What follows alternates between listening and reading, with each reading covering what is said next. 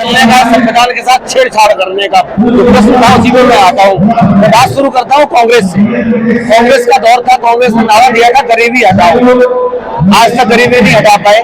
7 साल कांग्रेस ने सत्ता में राज किया और आज भी जो इंदिरा गांधी का नारा था गरीबी हटाओ, वही उनका पोता नारा दे रहा है कि हम गरीबी हटाएंगे। 7 साल जनता ने आपको मौका दिया, आपने गरीबी नहीं हटाई और वही मनवादियों की पार्टी कांग्रेस थी। अब दूसरी बात में आता हूँ, देश की दूसरे नंबर की पार्टी बहुजन समाज पार्टी जिसने काशीराम के मंसूबों में पानी फेर दिया। तो दलित की बेटी थी, वो दौलत की बेटी बन के रह गई। पूरा संविधान बचाने का जिसने क्रिया उठाया था, तो 20 करोड़ का हार पहन दी अपने जन्मदिन पे, 5 करोड़ में टिकट बांटती है, तो दलितों की चेहरा बनेगी। तीसरी पार्टी पे आता हूँ अखिलेश यादव की, जो पीडीए का फॉर्मूला चलाते हैं। पहले समाजवादी पार्टी की स्थापना करी, पहले बाप ने लूटा, फिर चाचा ने लूटा, पिताजी की अवस्था हो गई तो बेटे को सौंप दिया, बेटा उत्तर प्रदेश लूटेगा। आता हूँ आजाद समाज पार्टी पे।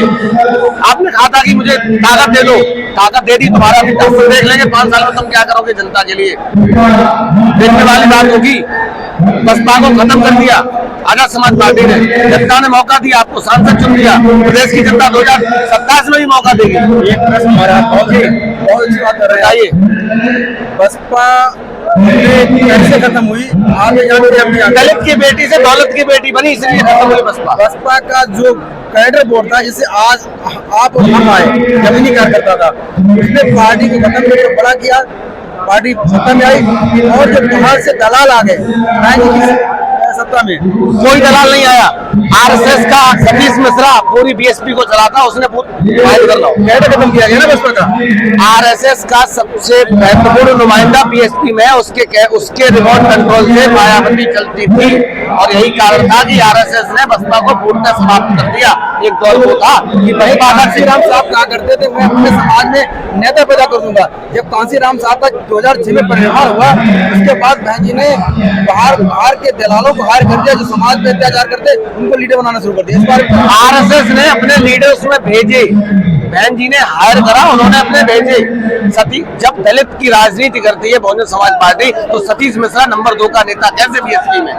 अभी मेरी सीतापुर में चंद्रशेखर से बात हुई थी, तो मैंने उनसे एक सवाल किया था कि आप अपने कार्यकर्ताओं को नेता बनाएंगे कि बाहरी नेताओं को हायर करेंगे? तो उन्होंने कहा कि हम अपने कार्यकर्ताओं को नेता बनाएंगे। ये बात कहाँ तक सत्य मानते हैं? हर व्यक्ति अपने कार्यकर्ता को प्रलोभन देता है। आज चाहे पार्टी हो, संगठन हो, आप मीडिया वाले हैं, आपकी टीम को बिना कार्यकर्ताओं के, बिना साथियों के आप भी नहीं चल सकते। अगर आपका कैमरामैन आपके साथ नहीं होगा तो आप पत्रकारिता नहीं कर पाएंगे। यही राजनीतिक पार्टी का घटनाक्रम था। अगर लोग नहीं होंगे तो पार्टी नहीं चलेगी। लेकिन चंद्रशेखर ने अपनी कई बात को झुठला दिया। अभी चुनाव हो रहे हैं 10, सारे प्रत्याशी अलग कैडर से अलग प्रत्याशी लाए गए हैं। कोई कैडर का आप चंद्रशेखर का एक लोगो देखिए, स्लोगन लिखा उस पे कि हम जातिगत जनगणना कराएंगे। 2022 का विधानसभा चुनाव था।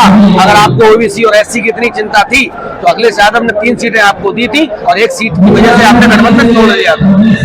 अगर आपको 85% की राजनीति करनी थी, छोड़ देते 1 सीट, 2 सीटों पर लड़ा देते अपने कैंडिडेट। 1 सीट की वजह से जो 2 सीट चौधरी को अखिलेश यादव पहले ही दे चुके थे। अगर वो 1 सीट वापस लेते तो जयंत चौधरी से गठबंधन टूट रहा था। इस तरीके की बात करता हूँ। ये सब अपने अपने स्वार्थ के लिए राजनीति कर रहे हैं। दलित वोट बैंक को चंद्रशेखर के साथ अपने साथ जोड़ लेंगे, वो सांसद बन गए, मुख्यमंत्री बन जाएंगे, प्रधानमंत्री बन जाए। लेकिन समाज सब हमारे देश को आजाद 75 साल से ज्यादा हो गए। आज भी वही हालत है, तब था वही आज है। हम तब भी गुलाम थे। नेता बदलने से किसी की हालात नहीं और बहुजन समाज अपने हालात बदलना चाहता है। नेता बदलने से मायावती आजाद पर चुनाव लगा रहे हैं, सारे करेंगे कूद के पैर नजर आ रहे हैं।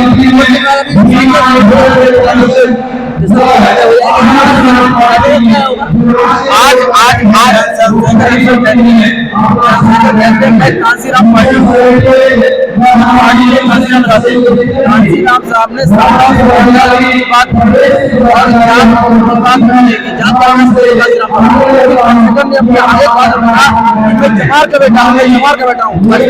बसपा की स्थापना ही काशीराम ने करी थी। एक जनवरी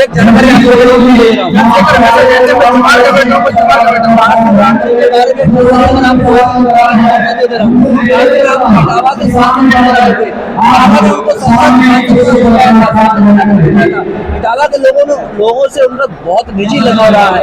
मैं कांशीराम जी के लिए बहुत ही उनके लिए श्रद्धा सुमन करता हूँ और ये कहना चाहता हूँ कि कांशीराम जी के जो सपने थे उन सपनों पर ना ही मायावती जी खरी उतरी, ना ही कोई बहुजन समाज का नेता खरा उतरा। कांशीराम जी ने अपने समाज को आगे ले जाने के लिए बहुत अच्छे कार्य किए थे, लेकिन आज उनके नाम पर बहुजन समाज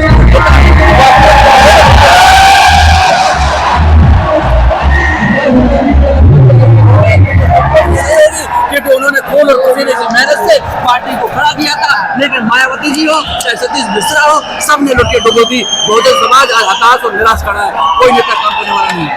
ये एक